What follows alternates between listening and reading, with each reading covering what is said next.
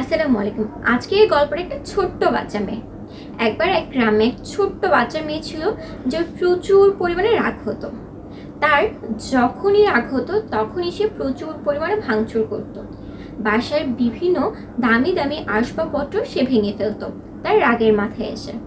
আর তার সেই রাগ দেখে তার পরিবারের সবাই খুবই চিন্তিত ছিল।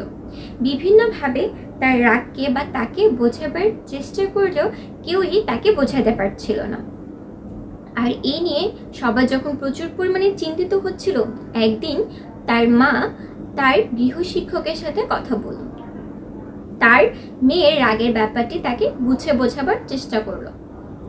তার মেয়ের রাগের ব্যাপারটি তার শিক্ষকের সাথে শেয়ার করলো এবং তার মেয়ের ভবিষ্যৎ নিয়ে তার যে খুব চিন্তিত ছিল, শিক্ষক সেই জিনিসটি স্পষ্ট দেখতে পেল। তারপর সেই শিক্ষক ওই মেয়েটির সাথে কথা বললো, তোমার তো প্রচুর পরিমাণে রাগ হয়, চলো আজকে থেকে আমরা একটা গেম খেলবো। তখন মেয়েটা খুশি হয়ে বলল, কি গেম শিক্ষক, আপনি আমাকে বলুন। তারপর সেই শিক্ষকটি সেই ছোট্ট বাচ্চা মেয়েকে হাতে নিয়ে একটি দেয়ালের সামনে নিয়ে গেল। বললো, আমরা একটা গেম খেলবো, আর যখন তুমি এই গেমে সফল হয়ে যাবে তখন আমি তোমাকে একটা খুব সুন্দর খুব দামি একটা উপহার দিব। আর যেহেতু মেয়েটি খুব ছোট ছিল, তাই উপহারের কথা শুনে মেয়েটি খুব খুশি হয়ে গেল এবং বলল, আমি গেম খেলার জন্য প্রস্তুত। যখন মেয়েটি গেম খেলার জন্য প্রস্তুত হলো, তখন শিক্ষক বলল, তোমার যখন প্রচুর পরিমাণে রাগ হবে তখন তুমি এই দেয়ালে এসে একটি করে প্যারা কেটে দেবে। ছোট বাচ্চা মেয়েটি বলল, এটা তো খুব মজার একটা গেম। তারপর শিক্ষক আবার বলল, দিনের যখন তোমার প্রচুর পরিমাণে রাগ হবে তখনই তুমি এই দেয়ালের সামনে আসবে এবং দেয়ালের সামনে এসে একটি করে প্যারা কেটে দেবে। তখন মেয়েটি বলল, এটা আবার কি কঠিন গেম। মেয়েটা খুব আনন্দের সহকারে বলল, আচ্ছা শিক্ষক, আমি এই গেমটি খেলার জন্য প্রস্তুত। তারপর শিক্ষক চলে গেল। পরের দিন মেয়ের প্রচুর পরিমাণে রাগ হলো, যেই কথা সেই কাজ। মেয়ের যখন প্রচুর পরিমাণে রাগ হলো তখন সেই মেয়েটি দেয়ালের সামনে আসলো এবং একটি করে প্যারা কাটতে শুরু করলো। এভাবে একদিনই সেই মেয়েটি ওই দেয়ালে প্রায় 25টিরও বেশি প্যারা কেটেছিল। তারপর দ্বিতীয় দিনের যখন আবার মেয়ের প্রচুর পরিমাণে রাগ হলো, তারপর মেয়ে ওই দেওয়ালে প্রায় 5টি প্যারা গেঁথেছিল।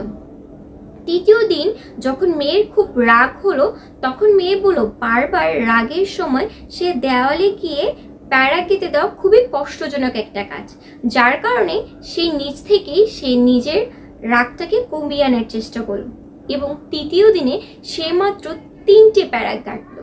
এভাবে একটা সময়ের পর মেয়ের আর রাগই হলো না। সে বাচ্চা মেয়েটি তার রাগটাকে কন্ট্রোল করতে পারলো এবং এমন এক দিন আসলো যে দিন সে বাচ্চা মেয়েটি ওই দেয়ালে আর একটা প্যারা কাটলো না। আর যেদিন সে বাচ্চা মেয়েটি ওই দেয়ালে কোনো প্যারা কাটলো না, সেদিন ওই বাচ্চা মেয়েটি তার শিক্ষককে নিয়ে বলে, শিক্ষক, আজকে আমি একটিও প্যারা কাটিনি। তখন শিক্ষক তাকে প্রশ্ন করলো, কেন? তখন বাচ্চা মেয়েটি বলে, আজকে আমার একদমই রাগ হয়নি, তাই আমি একটাও প্যারা কাটিনি। এভাবে প্রায় অনেক দিন যাওয়ার পর মেয়েটি ওই দেওয়ালে আর একটাও প্যারা কাটলো না। তারপর শিক্ষক আরেকদিন তাকে সেই দেওয়ালের সামনে নিয়ে গেল। তারপর শিক্ষক বলল, আজকে থেকে তোমার গেমের দ্বিতীয় পর্বটি শুরু। এই পর্বটি হচ্ছে, যে দিন তোমার একদম রাগ হবে না সেই দিন সর্বশেষে এসে তুমি এখান থেকে একটা প্যারা তুলে নেবে। আর মেয়েটিও শিক্ষকের কথা মতো সে কাজটি করতে লাগলো। যেহেতু সে ইতিমধ্যে অনেকগুলা প্যারা গেঁথে ফেলেছিল, যার কারণে ওই প্রতিদিন একটি করে প্যারা তুলতে তুলতে তার প্রায় মাসখানেক সময় লেগে গেল এবং একটা পর্যায়ে এসে সে মেয়েটি সে দেওয়ালে সম্পূর্ণ পরিমাণে প্যারাগুলোকে তুলে ফেলতে সক্ষম হচ্ছিল। আর যখন ওই দেওয়াল আর একটাও প্যারা ছিল না, তখন সেই মেয়েটি, ছোট্ট বাচ্চা মেয়েটি, তার শিক্ষককে আবার ডেকে আনলো এবং ডেকে এনে বলল, ম্যাম, আজকে আমার সব কাজ সম্পূর্ণ, আজকে আমার গেমটি কমপ্লিট হয়ে গেছে। তখন শিক্ষক সেই মেয়েটিকে সে দেয়ালের সামনে পুনরায় নিয়ে এসে জিজ্ঞেস করলো। তারপর শিক্ষক একটু হাসলো এবং হেসে সে বাচ্চা মেয়েটির দিকে তাকিয়ে বলল, আমাদের পরিস্থিতিও ঠিক এই প্যারাকের মতো। যখন আমাদের প্রচুর পরিমাণে রাগ হয় এবং আমরা আমাদের প্রিয়জনের সাথে খুব খারাপভাবে আমাদের রাগটা শেয়ার করি বা তাদেরকে রাগের মাথায় অনেক কিছু বলে দিই। আর যখন আমাদের রাগটা কমে যায় তখন আবার আমরা পুনরায় তাকে গিয়ে সরি বলি, তারপরে কিন্তু সেই দাগটা থেকেই যায়, বিশ্বাসের সেই দাগটা। অর্থাৎ আমাদের রাগের ফলে আমরা তাকে যে কথাগুলো বলেছিলাম এবং যার ফলে সে প্রচুর পরিমাণে কষ্ট পেয়েছিল, তার মনে কিন্তু সেই দাগটা রেখেই যায়, তার মনে কিন্তু সেই দাগটা রয়ে যায়।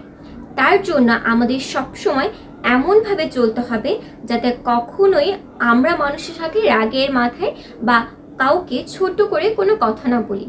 আমরা হয়তো রাগ ঠান্ডা হয়ে গেলে বা আমরা হয়তো একজনকে ছোট করে কথা বলার পর তাকে আবার সরি বলে দিই, কিন্তু এর ফলে তার দুঃখের মাত্রা কিন্তু বিন্দু পরিমাণে কম হয় না। এতে করে আমাদের জন্য তাদের সাইড থেকে যে ভরসা বিশ্বাস ছিল সেটা থেকেই যায়, আর তাদের মনে আমরা যে দাগটা লাগিয়েছিলাম সেটা কিন্তু ঠিক লেগে যায়।